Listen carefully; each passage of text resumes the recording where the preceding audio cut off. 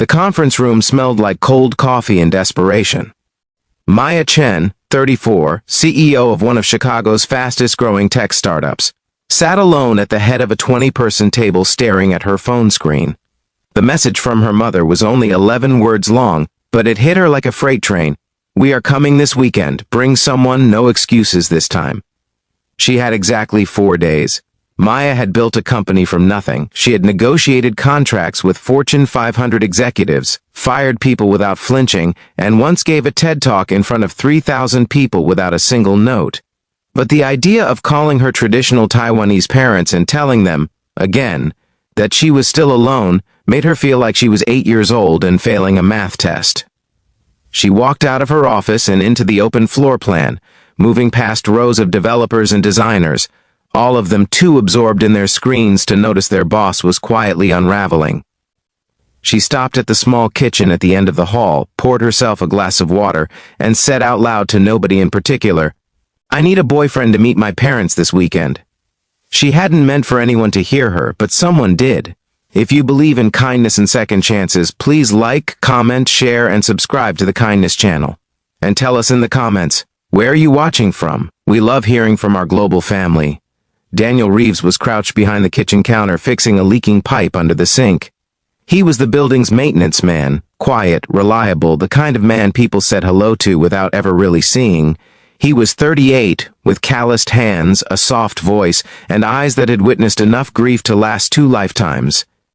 He had been a single father for 3 years, ever since his wife Claire passed away from cancer, leaving him alone to raise their 7-year-old daughter Sophie.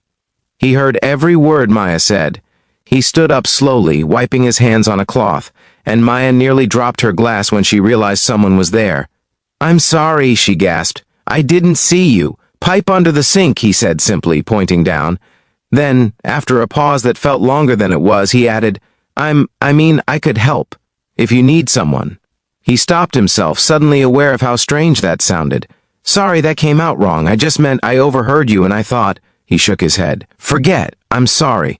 Maya looked at him. Not through him the way she usually looked at people when her mind was somewhere else. She actually looked at him. His name tag said Daniel. There were paint flakes on his forearm and something genuine in his expression that she hadn't seen in a very long time. Not in boardrooms, not on dating apps, not anywhere.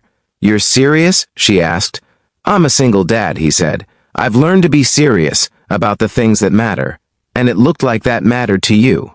He shrugged. "I'm not trying to be weird about it. I just know what it's like to need someone and have nobody there." Something about that sentence cracked right through her. She had a team of 47 employees. She had a publicist, an assistant, a personal trainer, and a therapist she saw every other Tuesday. And yet, standing in her own kitchen, she felt the truth of his words settle over her like a blanket. "You'd really do that?" she said. "Just show up for a stranger?" "I'd want someone to do it for Sophie someday," he said. "My daughter. If she ever needed something and had nobody." He looked at the floor briefly, then back up. "Besides, I don't think you're a stranger. You're Miss Chen. You remembered Sophie's name last Christmas when I brought her by during the holiday party. You gave her a hot chocolate and asked her what she wanted to be when she grew up. She said a dragon trainer." He smiled for the first time. "You told her that was the best answer you'd ever heard. She still talks about it." Maya blinked. She remembered that. A small girl with pigtails and a gap-toothed smile, completely unimpressed by the expensive catering in the string quartet, interested only in whether there were marshmallows. "That was Sophie?" she said softly. "That was Sophie." A silence passed between them, warm and strange. "My parents are very traditional," Maya said finally. "My mother will ask you approximately 47 questions before dinner is even served. My father will say very little but watch everything. They will absolutely expect you to use chopsticks correctly." "I can use chopsticks," Daniel said. "Of course you can," she said, almost to herself, because of course he could. Of course this quiet, steady, gentle man could. They exchanged numbers. Maya told herself it was a practical arrangement, a favor between two people who happened to exist in the same building. She went home that night and typed out a full list of facts about herself for him. Her parents' names, her childhood in San Francisco, her grandmother's recipe for scallion pancakes, and he read every single word and then texted back, "Got it. Also, Sophie wants to know if your parents have a dog." Maya laughed for the first time all week. Saturday came faster than either of them expected. Daniel showed up at her apartment door in a navy blazer that fit him well, holding a small bouquet of white chrysanthemums, flowers that meant luck and longevity in Chinese tradition. Maya stopped in the doorway and stared. "I looked it up," he said, a little sheepish. She didn't have words for a moment. "You looked it up," she repeated. "I wanted to do it right," he said simply. Her parents arrived an hour later. Her mother Linda walked in like a force of nature in a silk blouse, eyes sharp as a hawk's, immediately cataloging every surface of the apartment. Her father, James, shook Daniel's hand and said nothing, which was exactly what Maya had predicted. For the first 20 minutes, it was awkward in the specific way that only family dinners can be awkward, everyone performing a slightly elevated version of themselves. But then Linda asked Daniel about his work, and instead of being defensive or embarrassed, he spoke about it plainly. He said he liked working with his hands. He said there was something honest about fixing what was broken. He said the world needed more people who showed up and did the quiet work. James looked up from his tea. "And your family?" Linda pressed. Daniel was quiet for one beat. "It's just me and my daughter Sophie. Her mother passed away 3 years ago." He said it without drama, without asking for sympathy. He said it the way a man says something true. The table went very still. Linda reached across and placed her hand over his. She didn't say anything either. The silence was full.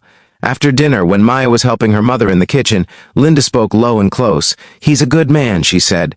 "I can see it. The kind that doesn't disappear when things get hard." "Mom," Maya started.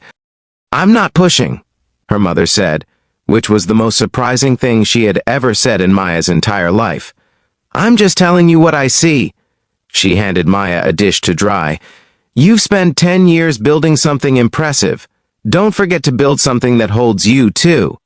Maya walked back out to the living room and found her father and Daniel sitting in comfortable silence, both of them watching the city lights through the window. It was the most her father had ever accepted anyone. When her parents finally left, Daniel helped Maya carry dishes to the kitchen. They worked side by side without talking, and it wasn't awkward. It was easy in the way that rare things are easy, as if they had been doing it for years. "Thank you," Maya said, when the last dish was put away. "Really, you didn't have to do any of this." "I know," he said. "The chrysanthemums," she said. "The chopsticks, learning everything about my family. You didn't have to do any of that either." "I know that too," she looked at him. "Why did you?" He thought about it honestly, the way she was already learning he did everything. "Because you looked like someone who needed to feel like they mattered to someone, and I know what that feels like." He paused. "Sophie and we've had a lot of Saturdays where we felt invisible. I didn't want you to have one of those."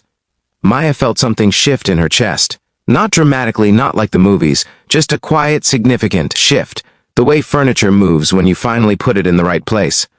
"Do you want to bring Sophie by tomorrow?" she asked. "I have ingredients for scallion pancakes, my grandmother's recipe. I've been meaning to make them for years, and I always talk myself out of it." Daniel smiled, and it reached all the way to his eyes. "She'll want to know if you have marshmallows." "I'll get marshmallows," Maya said.